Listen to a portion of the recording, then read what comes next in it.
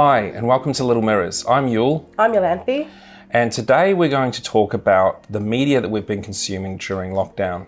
We live in Melbourne, Australia, and we are now over 200 days into lockdown, not all in one hit, but that's over 17 months. And that means consuming a lot of media. Yes, so today we thought that we would let you know about some of the favourite books, games, films, podcasts. Vloggers. Vlogs, actually not films. We're going to do vlogs instead. So we're going to run you through some of those. Yolanthe's got her top four. I'll give you my top four. And hopefully there's something of interest for everyone. As we go through our most rated, you'll be able to refer to either the URL or the Insta handle for the artist or the author below in notes. Right, well, let's get started. So the book that I am recommending today is called Wanting by Luke Burgess. It is one of these big idea, kind of self-help books. But really my interest in it was as an introduction to Memetic Theory, which is a philosophical theory devised by a French philosopher by the name of René Girard. Confusing authors there. And it looks at why we want things, why we desire things, and the core concept is basically that we only, no one comes up with their own wants. They are always copied from someone else, with unconsciously or consciously, but most often unconsciously. We see what other people want, and that makes us want the same thing. It's the core concept behind advertising, basically. This concept kind of scales up onto a societal level. It looks at how wanting the same things brings us into conflict with others.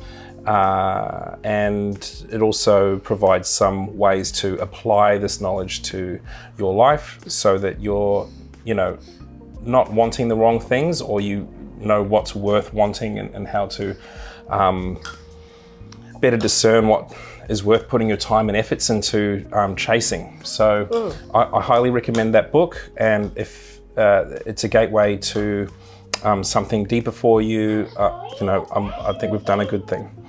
Occasionally you'll hear sounds during today's podcast. Being in lockdown, we don't have access to childcare, so our daughter is actually sitting just below the couch sight line. So occasionally during this particular top four vlog, we might need to get up and down off the couch, but that's on brand, right? Because we're effectively a parenting vlog. So that book was really impactful for you, and I could tell it was because he was going on about it quite a lot. And I think that when you find a text that really links into some of your other worldviews and helps inform you, particularly when it's something like philosophy, which can be quite obscure, that's only a good thing. Absolutely. So I've been reading what I believe is probably young adult. And I'm not going to hate on genre fiction. I read a really wide diversity of things. I'm the kind of person who, on one hand, I enjoy beluga and caviar, and on the other hand, I really, really enjoy eating Nutella out of a jar with a spoon. So I enjoy both high and low culture. And have you not noticed? No, I haven't noticed that, but now I know. Now I know where the Nutella goes. This book that I've been enjoying is called Serpent and Dove, and I'm reading it on my e-reader. And it is a real escape from reality, and I think that's kind of what I need during this time of lockdown. Some fantasy can be too much Dungeons and Dragons. Too wizardy. This particular young adult is kind of set more in it's almost in a quasi-reality. Anybody who likes the Gentleman Bastard trilogy will also enjoy Serpent and Dove. There are political actors who are witches, and the author creates these incredible images in your mind of kind of floating magic, and it's just really enjoyable. So I think if I were to tell you too much about the story, it would be a big spoiler. It's not worth it. But I believe that as it's a book that's a trilogy, Serpent and Dove, you can get it on your Kobo e-reader for like $1.99 at the moment. Do yourself a favor and just check out of reality and check into something magical. By the way, we're enjoying our favourite drop at the moment. It's weird to be hawking tea, but this is Yorkshire Gold, which is incredibly delicious tea. It's very strong. It's not for the weak-minded, but we're not weak-minded.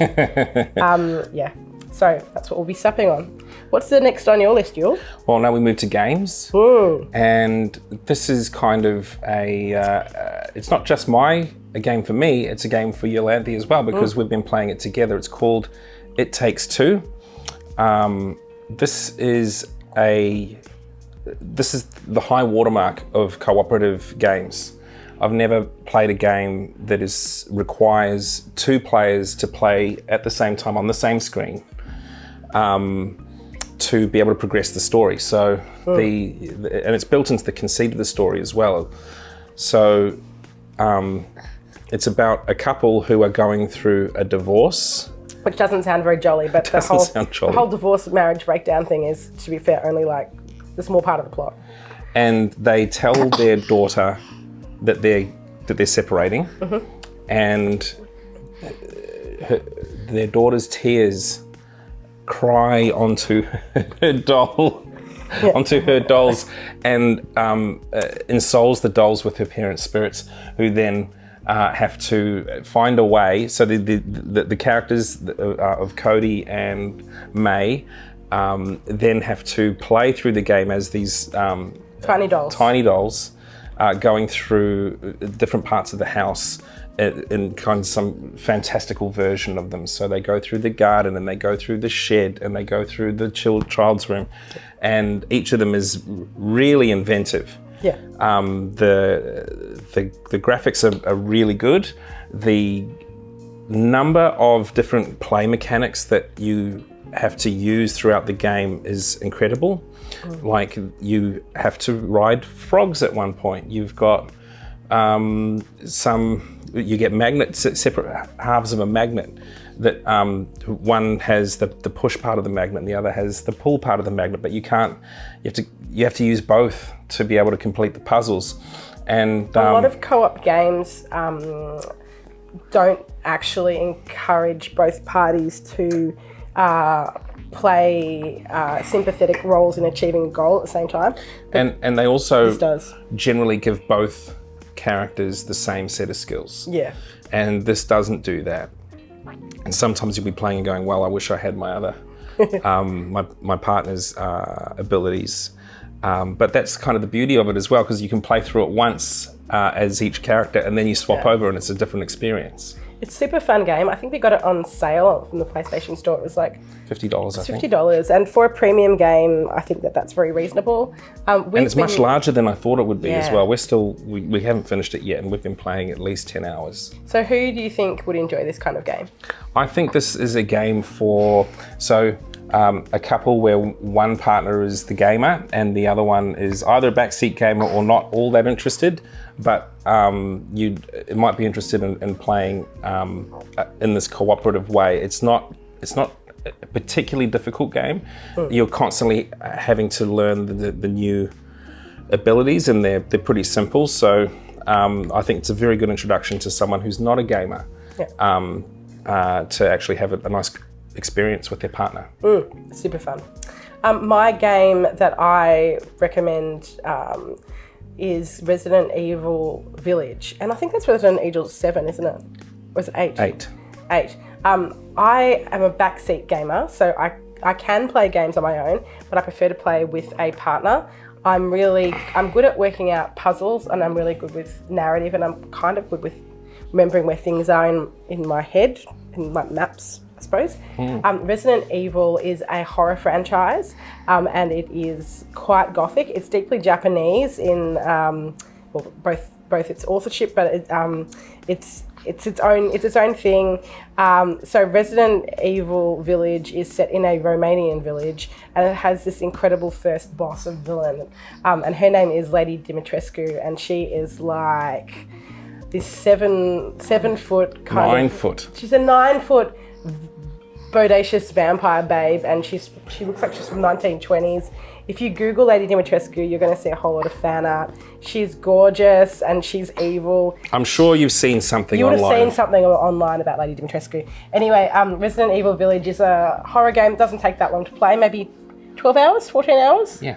Yeah, it's great to play with a partner. It feels like a solid horror movie where the villain is like the house. So it's not massively gory, I wouldn't say.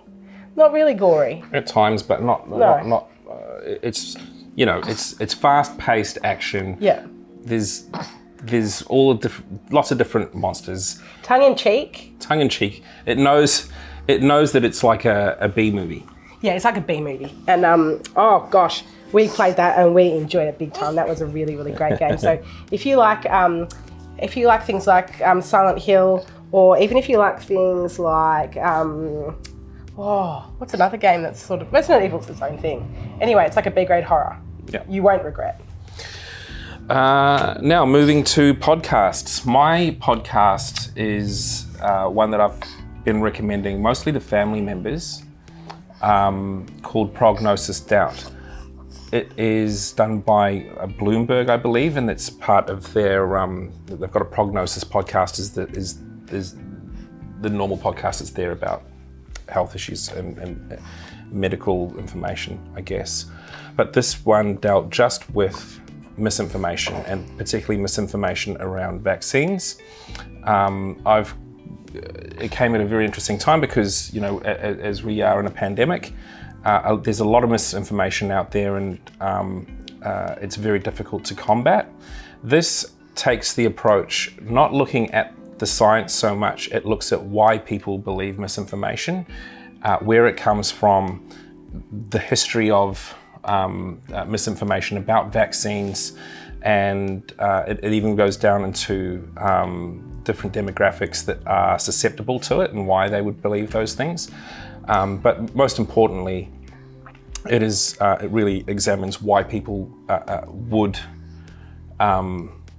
be susceptible to misinformation, and generally it has nothing to do with the vaccine itself or the science. So it doesn't matter how much information you give someone that is going down a conspiracy theory rabbit hole of trying to get the vaccines carrying microchips or anything like that. It really has more to do with their other insecurities and fears in their life, and this does a very good job of laying the scene and then breaking it down and trying to give us some tools, I guess, to interact with people and bring them out of the misinformation bubble, I guess, which I personally have been struggling with. Yeah, it's really difficult to know how to speak to people you really care for, who have sometimes really surprisingly paranoid or skeptical views about vaccination, or they may not believe that COVID exists at all. So Prognosis Doubt is amazing. The podcast that I would recommend is an absolute stonker. It is called Welcome to Your Fantasy, and it is a history, if you will, of the Chippendales. What's not to love about that? It's a podcast by a historian, so it has rigor behind it. It has heaps of incredible interviews with ex-Chippendale dancers, this amazing husky-throated kind of manager who you can tell had an amazing time in the 70s with all the Chippendales. You should tell them that's a woman. It's a woman, and she was like thirsty in the best way possible. She's such an enjoyable character. It's a true crime podcast in a way, but it also looks back at a kind of first wave commercial feminism that was monetized by this idea that, guys go to strip clubs, but women have the Chippendales, and this is a kind of erotica that allows women to explore their own sensuality. Welcome to Your Fantasy. You can find that on Spotify and Apple Podcasts. It's very funny. You're missing the juicy stuff. There's murder involved. Yeah, it's a true crime podcast. There's murder involved. There's international Interpol sort of stuff. Yeah. It's there's a presidential run involved. There's so much in there. There's a lot in there, but let's leave it up to our audience I don't think I'm giving too much away, but yeah, I think that there's no way to undersell this. You'll obviously enjoyed Welcome to Your Fantasy as much as I did. I enjoyed it very much. Would you go and see the Chippendales with me if they came to Melbourne? Sure, as long as they don't do that minty kiss thing they used to do. For learning about minty kisses and more, listen to Welcome to Your Fantasy. What's next on the list, Yule? So next on the list is vlogs. And the vlogger I have chosen today is called Jacob Geller. He's a young Jewish man from America who writes really poetic video essays, usually related to video games, but not necessarily, culture generally.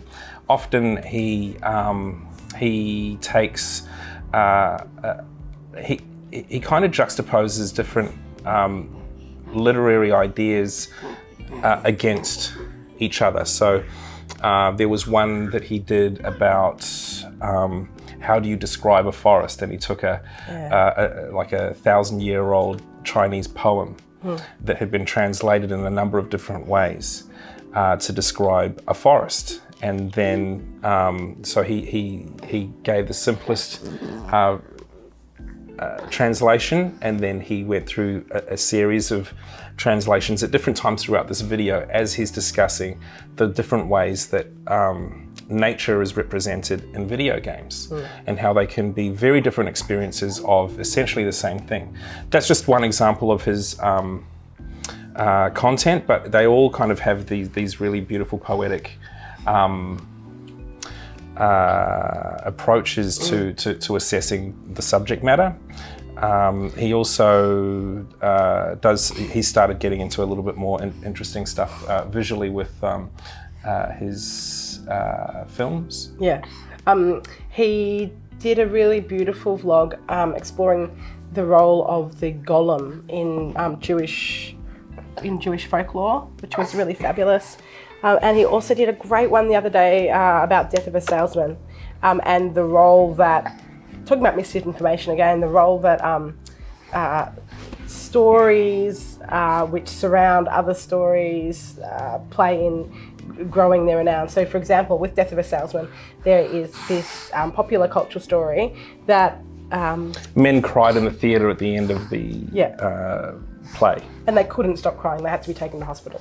And he explores the veracity of this story, and really if its trueness is the most important thing to explore about such a tale associated with art. And also there's how these stories where there's like legend attached to different media. So he discussed also the War of the Worlds radio play by Orson Welles, and how that was actually the story itself was effectively propaganda from print newspapers who didn't like the new technology of radio cutting their lunch when it came to news broadcasts. So they're saying so the reason behind that story taking off was really about trying to combat radio, which was at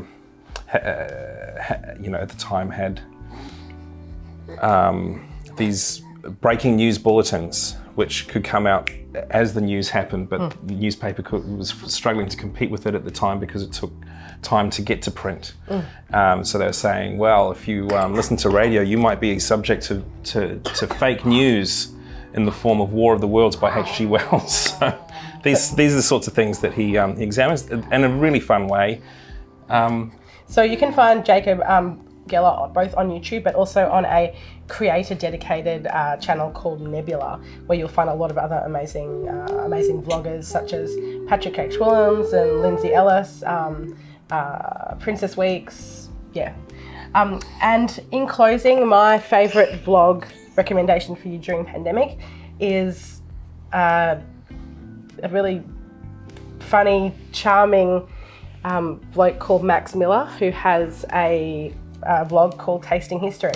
So Max is a enthusiastic domestic cook, and he is super charming and very, very daggy. And each week he looks at an ancient recipe. He will then translate it and follow that recipe as closely as possible, and then he'll give you a segment about the history around the period of time of that food or the purpose of that food in a historical context. We bloody love tasting history. Whenever we see a new one coming up, we think Max is our friend. If he knew us, maybe he would be our friend. He also has a cookbook coming out, and which we played a role in. That's right. So we cooked a test recipe for something called Sweet Measure, which is a kind of a savoury sweet chicken dish. Anyway, Max Miller, you'll be inspired by tasting history if you're into both cooking and into history as well. So that's our top 4. Hopefully there'll be some new things in there that you'll be able to follow and explore. So that you've got some new things to think about during this unusual period of time where, regardless of whether you're in Australia or you're overseas, you're probably doing a lot more living inside the 4 walls of your home. So, I'm Iolanthe. I'm Yule. This is Little Agler. Thank you for sticking with us throughout this episode of Little Mirrors. Bye. Bye.